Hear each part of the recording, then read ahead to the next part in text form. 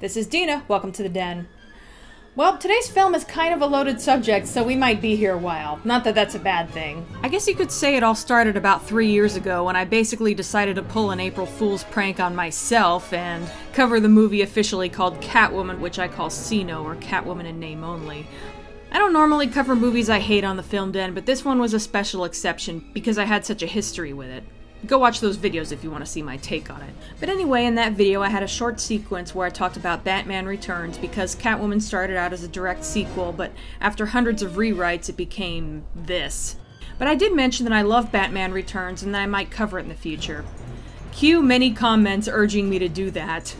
Then last year, because my viewers had been so supportive during a rough time and I wanted to give back a little, I asked people to vote on what they most wanted me to talk about in a video. And sure enough, Batman Returns came in at second place after Legacy of Kain. I will get to that too, I promise.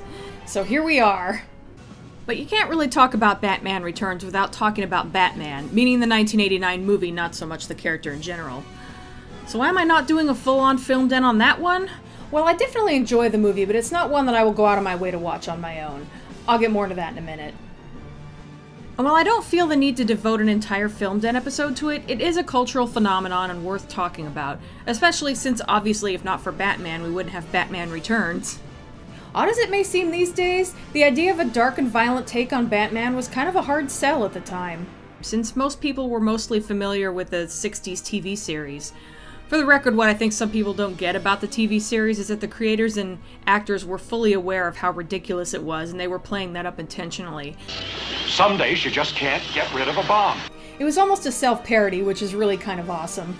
Anyway, it didn't help that Tim Burton was still kind of in the process of making his mark as a director, and at the time he was best known for having directed Pee-wee's Big Adventure, which was, not so dark and violent. And of course Michael Keaton was to play Batman, which was really controversial, since despite having played a couple of dramatic roles, he had spent most of that decade doing comedies and was mostly known for those. Irv, clean up on aisle 7! Irv, we were never in aisle 7. Of course, Jack Nicholson's Joker stole the show. Wait till they get a load of me.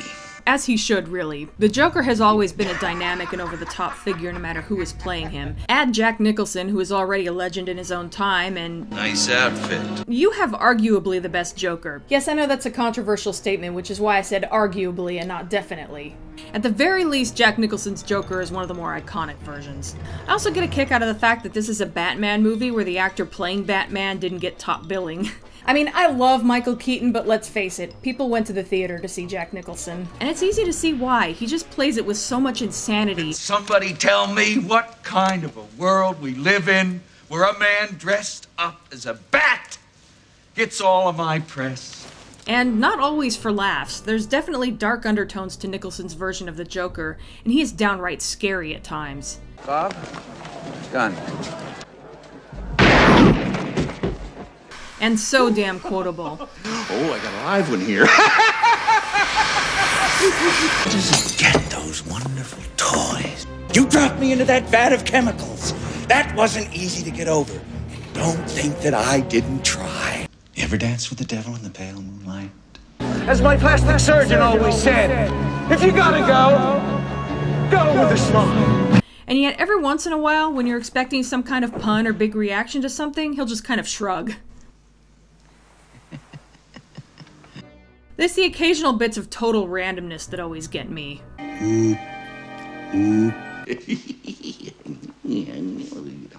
Never rub another man's rhubarb. So much what? Also, Those are my balloons. He stole my balloons! I love that line. It reminds me of this bit. You kill Captain Clown. You kill Captain Clown! The main thing that I feel kind of drags this movie down a bit is Kim Basinger. Granted, I haven't seen her in anything else that I can recall, so I can't say if she's a bad actor overall, but here she comes across like someone who does not have the chops to pull off a character that has so much charisma that, like, all the male characters want to marry her. No, not just bang her, but marry her, like they want to spend the rest of their lives with her because she is just that fantastic. Stop the press. Who is that? I mean, of course she's super attractive, I'm not denying that, but other than that, she's just kind of blah. Now, some of that could be blamed on the writing and/or direction. I mean, when the shit hits the fan, she gets to a point where she just screams over and over. Granted, some of these are justified, but some aren't. Also, a couple are played for laughs because what's funnier than totally running something into the ground? Not to mention that a couple seem to be added in post because apparently someone thought, hey, you know what this needs more of? Random screaming from Vicky Vale. Anyway, it's repetitive to the point where I really just want Batman to knock her ass out. You're a real nice girl and I like you a lot, but for right now, shut up. But in any case, I'm just not seeing the attraction that like every male character in this movie seems to have for Vicky Vale. Alfred, why don't you marry her? And I can't shake the feeling that they hired Kim Basinger based solely on her looks. I may be wrong though, because she did win awards for other movies. But yeah, I didn't care for her in this. She is great, isn't she? Yes, sir. Gag. For what it's worth, Kim Basinger was not the first choice for this role. The original choice was Sean Young, who suffered some kind of injury and couldn't do it, so Kim Basinger was something of a last-minute replacement. Speaking of Sean Young, she's the one who wanted to play Catwoman in Batman Returns so badly that she went on the Joan Rivers show dressed as Catwoman, demanding Tim Burton consider her for the role. And doing good business means that you return your phone calls. It's a pretty simple formula, Timmy. Yikes. She claims it was a joke, but either way, this is a really good way to guarantee you don't get a part. I'm Batman. And then there's Michael Keaton. I guess Batman needed to be extra stoic to contrast with the Joker, so his personality is downplayed. But Michael Keaton actually does a great job with it. He plays Bruce Wayne as being kind of a fish out of water in high society. He's almost painfully awkward at times, and it's totally adorable. He doesn't seem to dislike being rich, but he doesn't fit into that culture either. It's Japanese. How do you know? Because I bought it in Japan. The movie also goes a long way toward establishing his relationship with Alfred and how Alfred is constantly looking out for him. In some ways, it's kind of subtle. Less subtle is the bit where he seems to be channeling Beetlejuice. And yet it's... Lights out! Now you want to get nuts? Come on! Let's get nuts. Nice fucking model! Even though this is far from an origin story, they do go into the murder of Bruce Wayne's parents, and while the movie doesn't outright state it, it's easy to put two and two together and figure out that that's why he became Batman. A lot of fans don't like that the movie has it being the Joker who killed his parents, but I can kind of see why they did it. It helps to tie everything together a little better, and so the flashbacks don't feel out of place. Hey, who is this guy? Also, Batman beats up Captain Hollister from Red Dwarf. No, really, that goon is played by Mac McDonald. It's kind of amusing in a messed up way that Tim Burton cast Billy D. Williams as Harvey Dent specifically because he wanted him to eventually play Two-Face in a sequel. And even the animated series had Harvey Dent being black to kind of continue that idea, only to have Tommy Lee Jones eventually play Two-Face. What the hell, Joel Schumacher? But being that it's a Tim Burton movie, it is stylish and beautifully shot, and generally a great introduction for his take on Batman. It's a lot of fun, and so many of these shots became almost instantly iconic. But it's kind of all style and no substance, which is okay, but it does make this movie kind of pale in comparison to Batman Returns in that way. Also, I could kind of do without all the Prince music. Not that I dislike Prince, it just feels like it doesn't quite fit, and it makes the movie feel dated now. Hell, I don't think Prince was even still relevant by the time this movie came out. For what it's worth, Tim Burton was actually not too happy with how this movie came out. He thought it had some great moments in it, but that it was overall boring. I disagree with boring, but I agree that it has its moments, albeit a lot of them, as opposed to being consistently good. But hey, it helped to launch Batman the Animated Series and by extension Batman Beyond, so trust me, I definitely appreciate the first Batman movie. Anyway, it took some convincing, but once he saw an early script involving the Penguin and Catwoman, he was on board for Batman Returns. The movie opens on the Cobblepot estate and we get a stealth cameo from Paul Reubens. I say stealth because up until this point he mostly appeared as his Pee Wee Herman persona. This was shortly after his arrest and there was so much backlash that he had to abandon the character and appear under his own name, playing un-Pee Wee-like characters for a while. Almost like he was semi-undercover. I remember feeling that whole thing was blown out of proportion and I was glad that he was still able to get work, although I did miss Pee Wee. Also, fun fact, I haven't seen it, but apparently he now also plays Penguin's father in the TV series Gotham. Anyway, a very traumatic birth has taken place, and...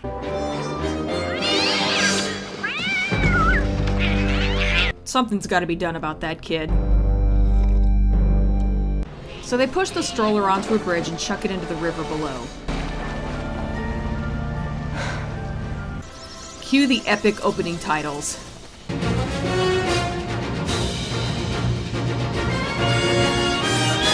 The stroller is found by penguins. I kinda like the idea of penguins living in the sewers. Kinda like the urban myth about alligators, only cute. 33 years later, that is the most badass Christmas display ever. Okay, the giant statues are probably non-seasonal, but still, kudos to the set designers. They really outdid themselves for this movie. Hi, Alfred. My dear boy, sometimes it's a diversion to read such rubbish. Most of the time, it's a waste of time. Yeah, he talks tough, but notice that he throws a cautious glance at the gutter. Meanwhile, a meeting is being held by business tycoon Max Schreck regarding a power plant he plans on building. Sorry, any plans you've got will have to go to the usual committees. Through the usual channels. I have a suggestion. But then his assistant speaks out of turn. Actually, really, just more like a question. Afraid we haven't properly housebroken Ms. Kyle. I actually kind of wonder what the question/suggestion was going to be, but we never find out. She is so looked down upon that no one even cares to hear it. Actually, more of a question, you stupid corn dog. I've never heard corn dog as an insult anywhere else. I kind of like it. Will you welcome, please, Gotham's own Santa Claus, Max Schreck. Later on at a press conference... Really? It turns out that he had a speech plan, but Selina forgot to give it to him, so he's stuck saying stuff like this. Santa Claus? Afraid not. I'm just a poor schmo. Got lucky. And sue me if I want to give some back. Christopher Walken is awesome in this. I wish I could hand out world peace and unconditional love, wrapped in a big bow. Yeah, the people of Gotham are basically sheep. Yeah, that's not part of the show. So a gang composed of circus performers shows up. I love the skull motorcycle helmets. Those are legitimately creepy. The organ grinder is played by the late Vincent Schiavelli, who is also in everything. I love how the first time we see Bruce Wayne in this movie, he's just sitting quietly in the dark. I mean, like, what else would he be doing?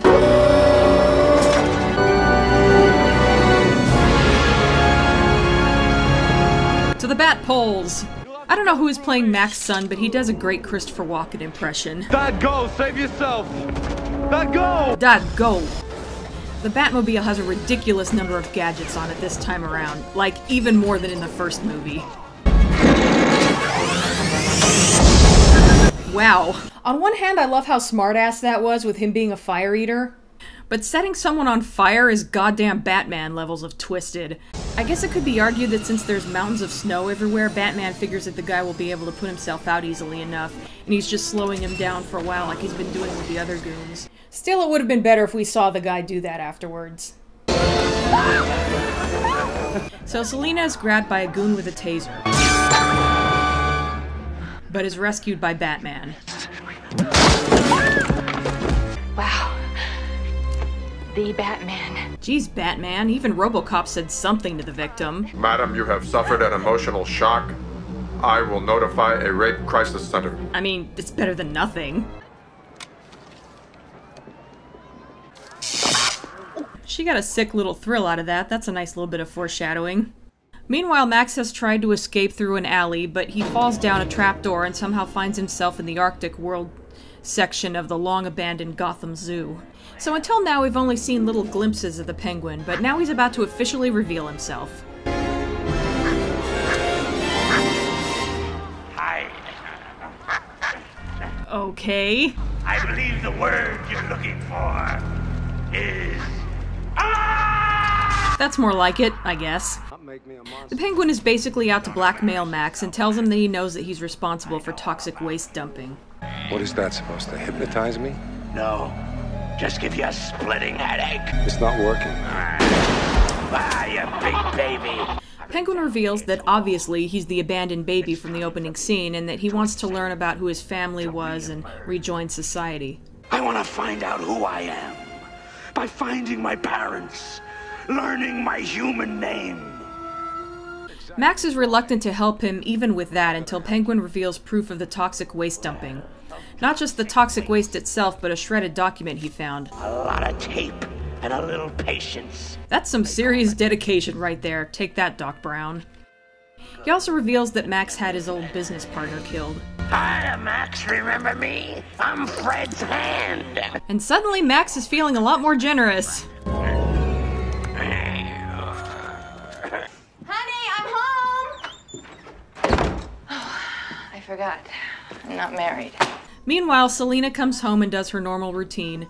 Notice that her house is filled with cutesy girly things. And wow, that's an ugly chair. Gotta love how every single message on her answering machine alludes to her lack of a love life and what a loser she is. First, her mother calls and mentions her being a lowly secretary. Lowly assistant. Then a boyfriend says he's going on a ski trip alone instead of with her. Then she gets a recorded message about some offer involving a perfume that'll make you feel more like a woman. And then she remembers that she has to go back to the office because she forgot to bring home the Bruce Wayne file, since Shrek had a meeting coming up with him. Instead, she ended up snooping and looking at a file she shouldn't have been looking at, and when caught, she stupidly blabs about it. I have to say that making Michelle Pfeiffer look unattractive is not an easy task, but this movie pulls it off pretty well, all things considered. Those glasses are just the worst thing for anyone's face, and the lighting causes them to cast really unflattering shadows. She also tends to make weird faces. It still technically falls under Hollywood homely, but compared to how Halle Berry looked in the beginning of the Catwoman movie, where they didn't even try, there's just some kind of unspoken assumption that anyone who doesn't have a short and sassy hairstyle and isn't wearing a skin-tight outfit that shows off a ton of cleavage is a loser with low self-esteem. Anyway, it turns out that the power plant that Shrek was proposing was secretly going to suck power out of Gotham and store it. What did curiosity do to the cat? I'm no cat. Not yet, anyway. I mean, it's not like you can just kill me. Actually, it's a lot like that. Yeah, not a good idea to tempt fate right now, Selena. Huh? Gotta love the mood whiplash in this scene. Pretty twisted. You really frightened me.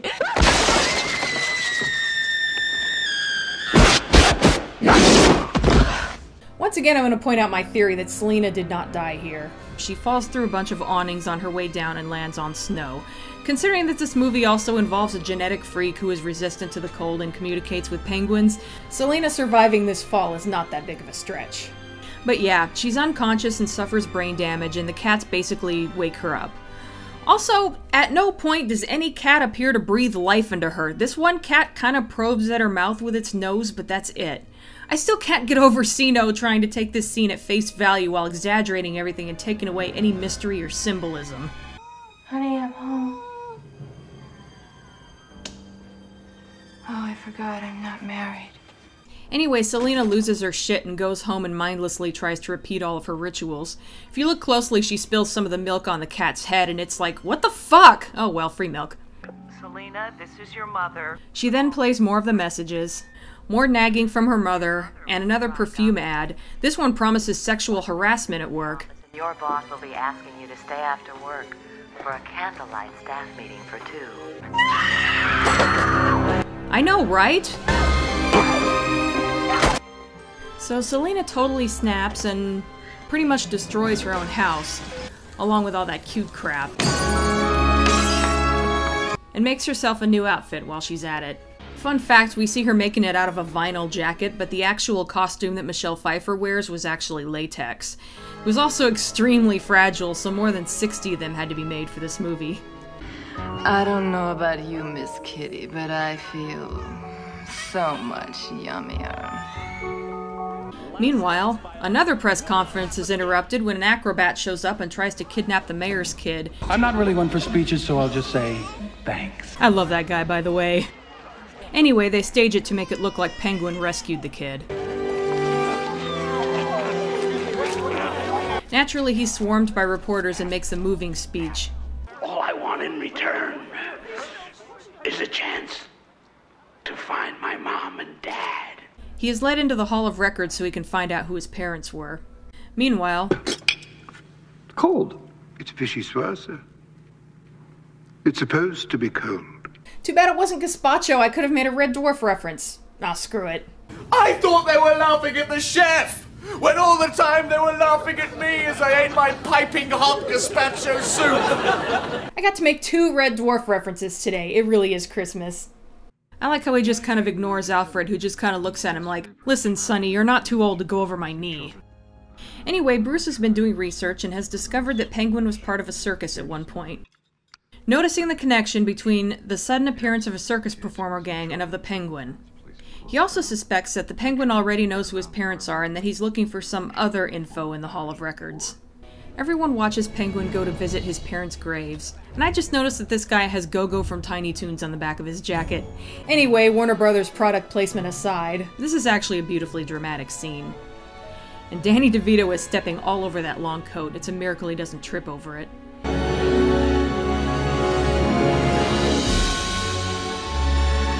That is an amazing shot right there. I know probably a lot of Batman fans hate how they changed up Penguin for this movie and made him all deformed and gross, which I get, but not having really read the comics myself, I'm not too bothered by it. At the same time, though, I do love it when he gets all poetic sounding. Reminds me of how he was in the animated series. So, Mr. Penguin, a penguin is a bird that cannot fly. I have a name. Oswald Cobblepot. In any case, he wins over the citizens of Gotham. He's like a frog that became a friend. No, he's more like a penguin. I just love a big, strong man who's not afraid to show it with someone half his size. Meanwhile, Catwoman beats up her first victim. Thanks, You make it so easy, don't you? You go, girl. I am Catwoman. Hear me roar. Sometime later, Bruce and Max have their meeting. Max is trying to get him to invest in his quote-unquote power plant, but Bruce is against the idea. I'm going to fight you on this, and I've already spoken to the mayor, and we see eye to eye. Mayors come and go. Blue bloods tire easy. You think you could go 15 rounds with Muhammad Shrek? Oh, hi, Selena. Nice suit. Hi. Selena. This is Bruce Wayne. Yeah, we've met. And Bruce is less of a spaz in this movie. He's still kind of awkward. You know what? I mistook me for somebody else. Sorry. Selena claims she doesn't remember how she got her head injury. Couldn't you just die? Please. Show up, Mr. Wayne. With pleasure. I guess Max buys it just enough to not have her killed immediately, but he plans to keep an eye on her just in case. Who'd have thought Selena had a brain to damage? A little later... I was surprised. I don't like surprises. Come on now. Wow, Penguin will do just about anything for raw fish. So Max leads him downstairs where he reveals that he wants him to run for mayor. Yes, adulation is across the bear. God knows I know. Max thinks he'll win due to his sudden popularity, and he wants to have a mayor in his back pocket. He's introduced to a couple of image consultants, one of which is played by former Saturday Night Live cast member Jan Hooks. Hi. I always loved her. We'll do it another time then. Okay, Come to think of it, she was also in Pee-wee's Big Adventure. There's no basement at the Alamo. Not a lot of reflective surfaces down on the sewer, huh? The faces Penguin makes during this bit always cracked me up. Still, could be worse. My nose could be gushing blood. Holy crap, that looks painful. Let's make a mayor!